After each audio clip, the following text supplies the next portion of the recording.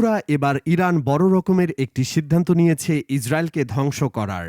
এবার পুরো ইসরায়েলকে খালি করার নির্দেশ দিয়েছে ইরানের supreme leader Ayatollah Ali Khamenei. তিনি রয়টার্সকে জানিয়েছেন যে ইসরায়েল ইরানে আক্রমণ করে অনেক বড় ভুল করেছে। যদিও ইসরায়েলকে নিষেধ করা হয়েছিল যেন তারা ইরানের মূল ভূখণ্ডে আক্রমণ করার চেষ্টাও না করে। যেহেতু ইসরায়েল সে দুঃসাহস দেখিয়েছে, সেহেতু তার পরিণাম হবে ভয়াবহ। এবার ইরানের সুপ্রিম লিডার ইসরায়েলকে হুঁশিয়ারি দিয়ে বলেছে যে ইসরায়েল যেন তার পুরো দেশটি খালি করে দেয় এবং সেখানে হাইপারসনিক মিসাইলের বৃষ্টি ঘটাবে ইরান।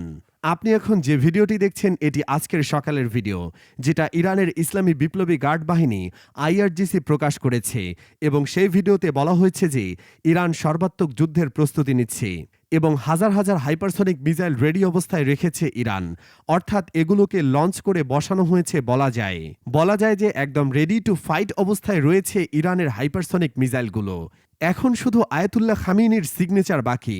ইরানের সর্বোচ্চ নেতা আয়াতুল্লাহ খামিনি যখনই সিগনেচার করবে এবং অনুমতি দেবে, তখনই কিন্তু সাথে সাথে এই মিসাইলগুলোর এফআইআর করা হবে, যেগুলো ইসরায়েলের ভূখণ্ডে আঘাত করতে সময় নেবে মাত্র 4 মিনিট। শুধু যে ইরান থেকে হামলাটি হবে তা কিন্তু নয়, এবার হামলাটি হবে 5টি দেশ থেকে, বিশেষ করে লেবানন, সিরিয়া, গাজা উপত্যকা এবং ইয়েমেনের হুথিদের দ্বারা আক্রমণ করা হবে। ইসরায়েলে ইতিমধ্যে হিজবুল্লাহ কিন্তু আক্রমণ শুরু করে দিয়েছে। হিজবুল্লাহ কার্পেট বম্বিং শুরু করে দিয়েছে ইসরায়েলের ভূখণ্ডে। হিজবুল্লাহ একটি বার্তা ইসরায়েলকে জানিয়েছে তারা যেন পুরো দেশ খালি করে দেয়, কারণ পুরো দেশে আক্রমণ করবে হিজবুল্লাহ।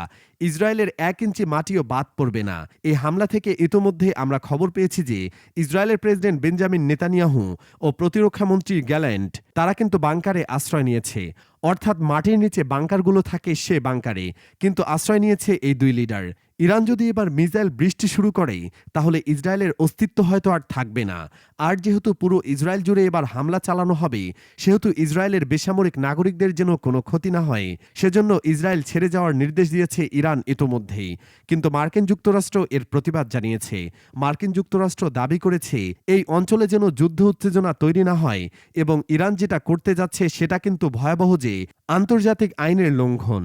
এখন প্রশ্ন হলো, ইসরায়েল যখন নিরীহ ফিলিস্তিনিদের উপর বম্বিং করে ফিলিস্তিনিদের হত্যা করে, তখন সেটা আন্তর্জাতিক আইন লঙ্ঘন হয় না? আর যদি ইরান অথবা লেবাননে হিজবুল্লাহ কোনো প্রতিবাদ জানায়, তাহলে সেটি কি শুধু আন্তর্জাতিক আইনের লঙ্ঘন হয়? আসলে মার্কিন যুক্তরাষ্ট্র যে মধ্যপ্রাচ্যে শান্তি চায় না, সেটা কিন্তু বোঝাই যাচ্ছে। তারা মুখে মুখে শান্তির কথা বললেও তারা ভেতরে ভেতরে চায় যে এ যুদ্ধ আরও দীর্ঘ হোক এবং তাদের অস্ত্র ব্যবসা যেন আরও রমরমা হয়। আর এই কারণেই আমেরিকা কিন্তু এই যুদ্ধটিকে আরও বড় আকারের রূপ দিয়েছে। আর গত 26 তারিখে ইরানের ভূখণ্ডে যে হামলাটি হয়েছিল, সেখানে কিন্তু মার্কিন যুক্তরাষ্ট্র সর্বাত্মকভাবে ইসরায়েলকে সহায়তা করেছে। কারণ নিজের হাতে তেমন কোনো অত্যাধুনিক যুদ্ধবিমান এই যে তা ইরানের ভূখণ্ডে ঢুকে হামলা চালাতে পারে, কারণ ইরান ইসরায়েল থেকে অনেক দূরে, প্রায় 1000 কিলোমিটার দূরে। তাই যেতে আসতে কমপক্ষে 2000 কিলোমিটার রেঞ্জের প্রয়োজন হয় যুদ্ধবিমানগুলোর। আর এই রিফুয়েল ব্যবস্থা করে দিয়েছে মার্কিন যুক্তরাষ্ট্র। মূলত ইরাকের আকাশে অবস্থান করে মার্কিন যুক্তরাষ্ট্র ইসরায়েলি বিমানগুলোকে রিফিউল করে দিয়েছে। আর আমেরিকার সমর্থনে কিন্তু ইসরায়েল ইরানের মতো দেশে হামলা চালানোর সামর্থ্য দেখিয়েছে। ইরানের এই হামলায় 2 জন ইরানি সেনা নিহত হয়েছেন। তারই প্রতিবাদ স্বরূপ এবার ইরান কঠোর জবাব দেবে। প্রায় 1000 হাইপারসনিক মিসাইল রেডি করে রেখেছে ইরান। হয়তো আগামী কয়েক ঘন্টার মধ্যে ইসরায়েলে ব্যাপক হামলা চালাবে ইরান। বন্ধুরা, আমরা শুধু মধ্যপ্রাচ্যের খবর নিয়ে পড়ে আছি। এদিকে যে বাংলাদেশ পাকিস্তানের কাছ থেকে যুদ্ধবিমান ক্রয় করছে, সে বিষয়ে কেউ ভিডিও তৈরি করছে না। বাংলাদেশ পাকিস্তান থেকে কী ধরনের যুদ্ধবিমান ক্রয় করবে এবং কতগুলো প্রাথমিকভাবে ডেলিভারি পাবে, চলুন সে সম্পর্কে জেনে নেই। পাকিস্তান থেকে 40টি JF-17 থান্ডার যুদ্ধবিমান ক্রয় করতে যাচ্ছে বাংলাদেশ বিমান বাহিনী। সম্প্রতি এ সংক্রান্ত একটি চুক্তি সই করেছে বাংলাদেশ ও পাকিস্তান বিমান বাহিনী। চুক্তি অনুযায়ী পাকিস্তান বাংলাদেশকে 40টি JF-17 থান্ডার যুদ্ধবিমান সরবরাহ করবে। আর পাকিস্তান এই যুদ্ধবিমানটির চাহিদা পুরো পৃথিবী জুড়ে রয়েছে বর্তমানে। বাংলাদেশের আকাশ প্রতিরক্ষা আরও শক্তিশালী করতে এই যুদ্ধবিমানগুলোকে দ্রুত ক্রয়ের নির্দেশ দিয়েছে বাংলাদেশ সরকার।